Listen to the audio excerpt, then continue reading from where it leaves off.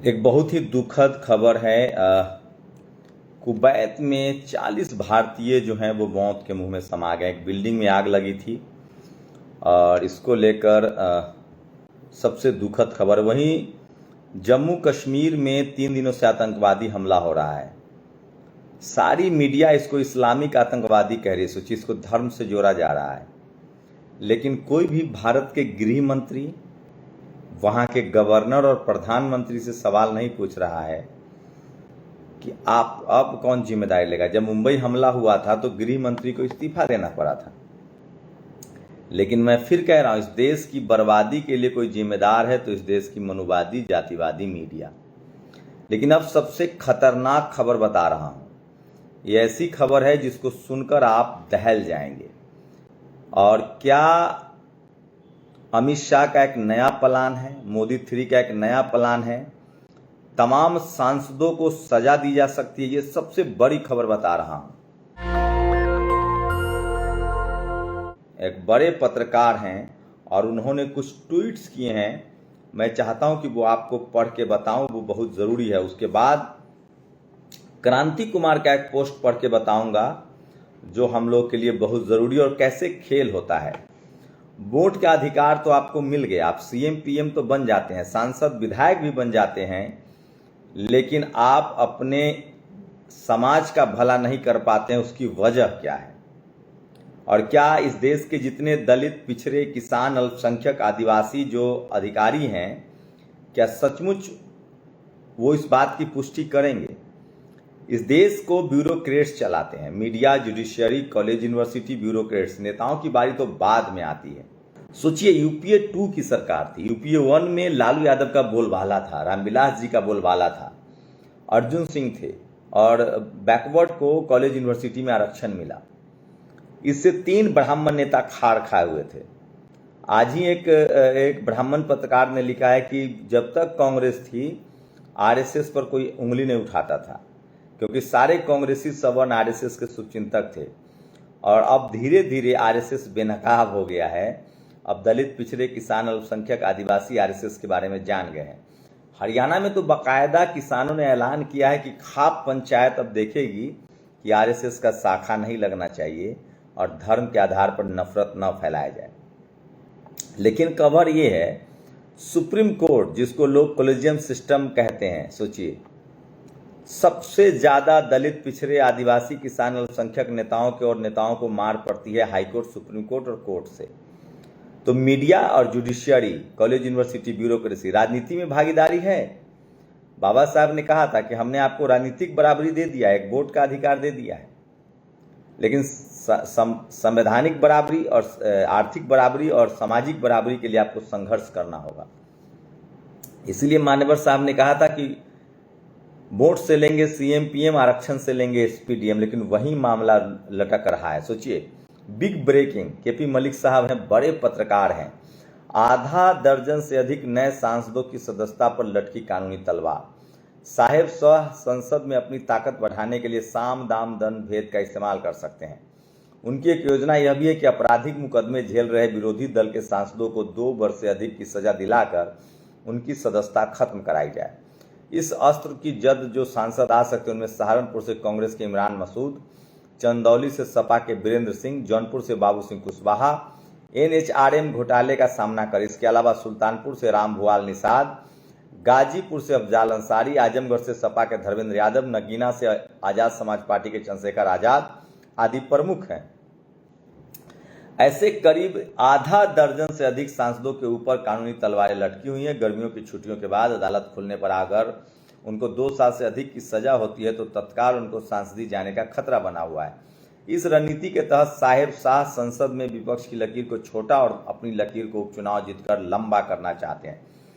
Report तो एक ADR की भी है कि लगभग 28 जो मंत्री हैं उन पर भी आरोप है। लेकिन मैं फिर कह रहा हूं, ये 2 साल के सजा वाला जो मसला है, इसमें दलित पिछड़ों को सबसे ज्यादा मार झेलनी पड़ी है।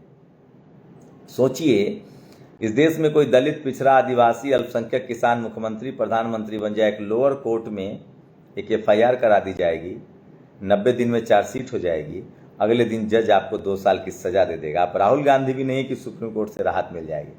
अनिल सहनी को राहत मिली, विधायकी चली गई। तमाम यूपी में मुसलमान विधायकों को इसी तरह से निपटाया गया है, लालू यादव जी को इसी तरह से निपटाया गया है। तो ये बड़ी खबर है और सोचिए इसका क्या असर होगा। तो मैं इसलिए कह रहा हूँ कि दलित पिछड़े समाज के जो पत्रकार हैं वो इस तरह की खबरें देते रहते हैं और इसलिए क्रांति कुमार कहते हैं। सोचिए इसके बाद भी कहाँ कहाँ नकेल कसा जाता है। आदरणीय प्रधानमंत्री नरेंद्र मोदी जी ओबीसी हैं, लेकिन पीएमओ में प्रिंसिपल सेक्रेटरी पीके मिश्रा हैं।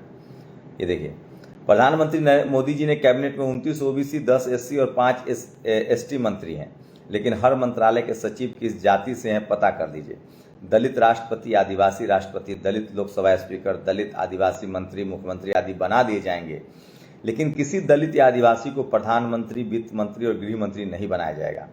ब्यूरोक्रेसी, विधायिका, न्यायपालिका और संवैधानिक संस्थाओं पर ब्राह्मण बनिया अपना आधिपत्य स्थापित कर देश की बागडोर अपने नियंत्रण में रखे हैं।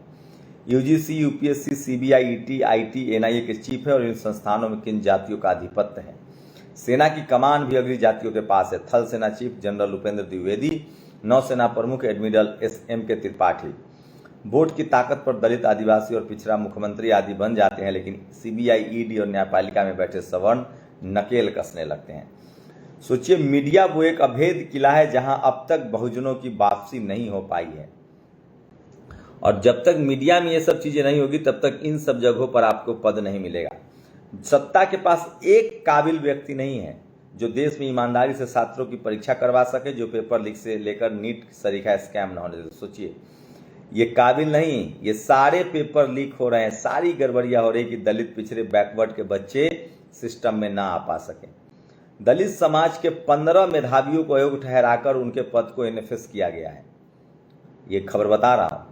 डॉक्टर राजेंद्र प्रसाद राष्ट्रीय विश्वविद्यालय प्रयागराज के इतिहास विभाग में असिस्टेंट प्रोफेसर एससी कैटेगरी के एक पद के लिए दलित समाज के 15 अभ्यर्थी साक्षात्कार दिए, जो अनुसूचित जाति के भिन्न भिन्न जातियों में थे।